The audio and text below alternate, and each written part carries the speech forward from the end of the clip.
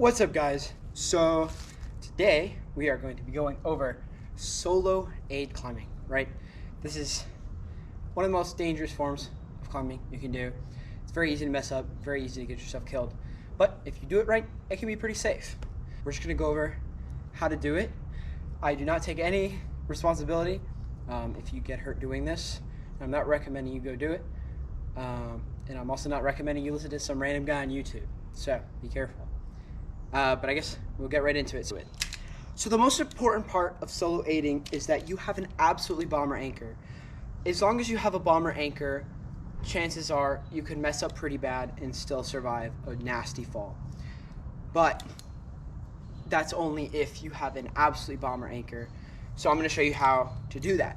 Okay, so first of all, we're going to start by building up our anchor. Let's see here. Start with a black totem, put it in the bottom of this crack. That's our first piece, absolutely bomber. We got a couple more pieces here. Put a 0.2 and maybe a 0.3 up in here. So next what we're gonna do is, like any anchor, we need to equalize it. So we're gonna clip a sling to all 3 points in our anchor, like so. Get that bar tack out of the way. And we're gonna have it pulling in the upwards direction. Once we have that, we can go ahead and tie our master point knot in the anchor. Pull that tight. Now we have an absolutely bomber anchor. Okay, so now what we're gonna do is we're gonna take a locking carabiner. This is our lead line, and we are going to clip it. Just master point, lock it up. Take another carabiner, clip it into the same master point, opposite and opposed. Clip it to that main point. Now we have a bomber anchor.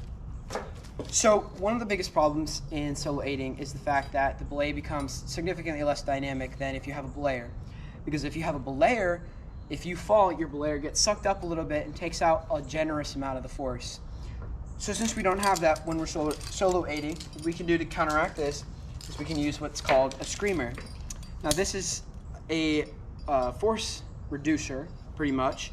What it does, it increases the time of the fall, and it rips the stitchings all along here till it's about 3 times the size. So all of these stitchings will rip open. So what we can do with this is we can give it about 3 to 2 feet, tie an alpine butterfly above the master point, like so. Take our screamer, clip one end with a locking carabiner to the alpine butterfly, and then clip the other end to our master point in the same spot we clipped the very end of the rope. Now what you should have is a system like this. So we have our anchor leading up, our master point connects with a figure 8, and then a alpine butterfly knot. So the best way to think about this is if I fall, it's gonna rip the screamer open until it's pulling on the master point. And this will reduce the impact on our anchor. So as you can see, we now have a pretty significant amount of weight on the end of the anchor, and that's gonna pull our anchor down and create some problems. So since we're up there, we don't wanna have any worries in our mind about our anchor being pulled in the wrong direction, and we also don't want this to wake up, right? Because it could cause some problems. So just for demonstration purposes, I'm gonna I have a rivet up here as a first piece. So we're gonna take our rivet. All right, so we have our rivet hanger. And what we're gonna do first is we're gonna take a quick draw, and this is very important. So at this point, you'd probably be 20, or maybe not 20, 5-10 feet off the ground. So it's gonna be a bad fall, especially if you're soloing. You wanna take your first piece of protection, and you wanna clip your rope into it, like this. And next, what you want to do is to keep this oriented in the correct direction. We can take what's called a Kong duck. This is a progress capture device that we can put on the anchor itself or above the anchor like this. And we can clip this, extend it,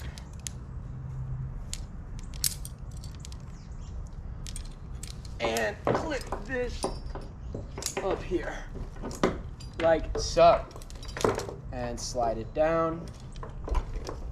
So as you can see, it keeps the anchor pulled up in an upward position. If I was higher up, I'd be able to slide this even tighter, and I can kind of do that here. I'll just shorten the sling up. So as you can see, now we have the Kong duck pulling the master point in the correct direction, keeping all the pieces oriented correctly and whatnot. And like I said before, if this was higher up, it would work better. But it's important that so this is going to be going to you. It's very important that this lead line is not running over these teeth. This progress capture device is not meant to catch a lead fall. This is only meant to keep the anchor in an upward oriented position. So this is very vital that you keep this on here. So next we will get into our belay systems. And this is the whole big thing, controversy, maybe not even controversy, but this is the whole debacle about aid soloing. How do you do it? What devices? So for me personally, I stick with the classic gree-gree. But the only difference is, so we're gonna clip our gree-gree into our rope like normal with the lead line going through our first piece down to our anchor. And we're gonna take a quick link, like so.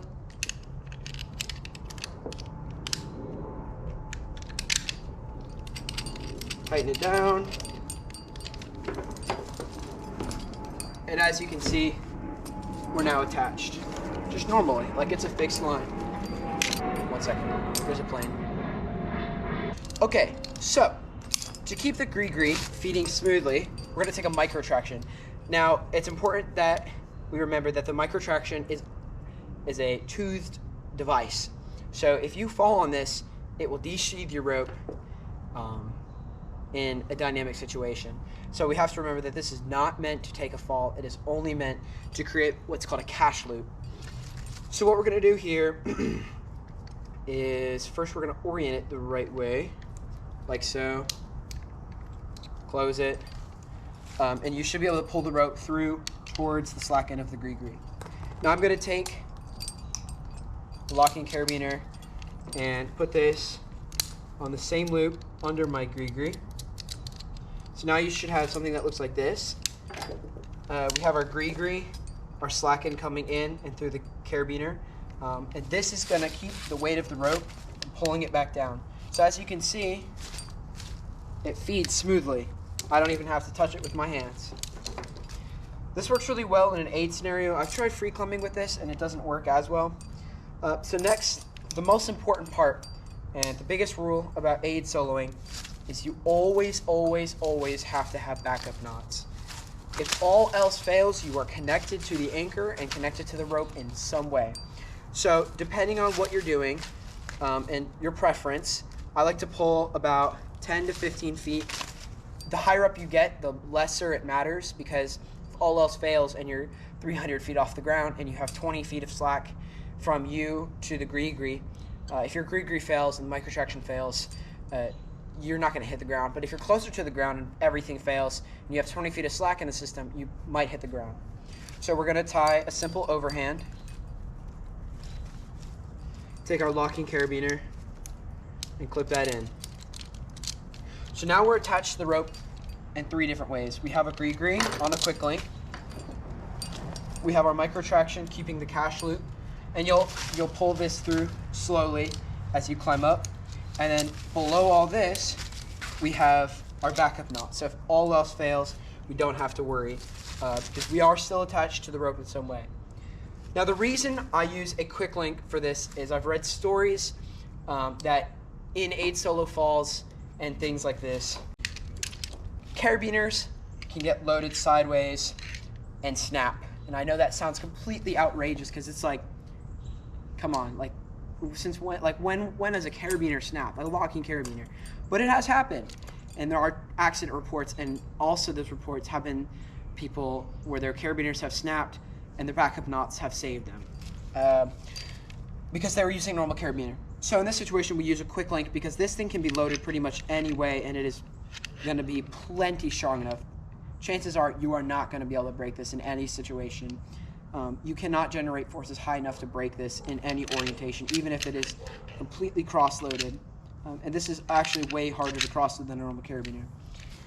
So finding a carabiner that will fit your gree well can be difficult, but I use a Metolius. I think it might be 7 or 8 mil, and it's plenty strong enough. Probably like 40 kilonewtons or something crazy like that. So that's our belay system. Yeah, so then you just start aiding normally, you know, place a piece, bounce test the hell out of it, clip your aider to it, pull up, clip it, same thing before. Yeah, so the only other thing I'd like to cover is there becomes a problem as you go up that if you clip a lot of pieces, the rope that is under you will start to pile up. So every once in a while, you're going to want to do a slack test. So there shouldn't be, what can happen, I can just demonstrate it here, pull my cash loop through into my gree, is that as you climb up, the weight of the rope is going to get bigger and bigger, and this can be a problem and create a loop. So every once in a while, you're going to want to give it a slack test. Make sure there's not a big, huge loop in there. But what we can do to counteract that is we can do pretty much the exact same thing as this, because this is just pulling the weight of the anchor upwards. As we go up, we can just do this over and over again every 50, 45, 30 feet, just to keep the rope from having all that weight pulling it down. Another advantage to this is that if you do this well, if you place them well, if you do this like right below a roof per se, so once you get to the top of a climb, you know, you'll fix the lead line and then you'll rappel down and Jumar back up. So what we can do is, if this is below a roof, as you can see, even if the line is fixed, so if this is the roof and this is the corner of the roof, even if the line is fixed, we're going to be Jumaring on that duck. So it won't be pulling the rope around the corner of the roof and cutting the rope pretty much. This is a very, very big advantage. So yeah, so that's the Aidclimbing belay system, and you know, just how it's done, or how I do it personally. There's tons of other methods out there to do this, but this is the way that I have done it, and I have yet to fall, but I'm confident that if I did fall, my system would work. But some advantages to aiding, other than, as opposed to the numerous disadvantages, is that if you're aiding something really sketchy with a lot of loose rocks, you don't have to worry about killing your belayer because you're your own belayer. But again, that comes with a disadvantage of you are your own belayer. It is vital you double, triple, like check yourself over and over and over. Make sure all your systems are perfect, because if you get yourself into a situation while you're solo aiding, it's up to you to get it out, to get yourself out of it. You're not going to have a partner there to work with you. A bigger thing for me personally is being able to keep your head together. Without a partner, you're going to be leading every single pitch, rappelling every pitch, Jumaring every pitch. Keeping your head in the right mind space is a really big part of it. There have been many times where I've been aiding and I've had to just take a minute, tell myself, all right, let's chill out for a second. You know, I know I've been aiding, I'm scared, you know, but it's important that you just keep the right mind space and don't let it get to you. And another part is knowing when it's time to bail, because you should be able to be mature enough in climbing to recognize when it's unsafe for you to continue. If you get too tired, because this is a lot of work, it's 3 times as much work as climbing with another partner, you should know when it's time to bail. Other than that,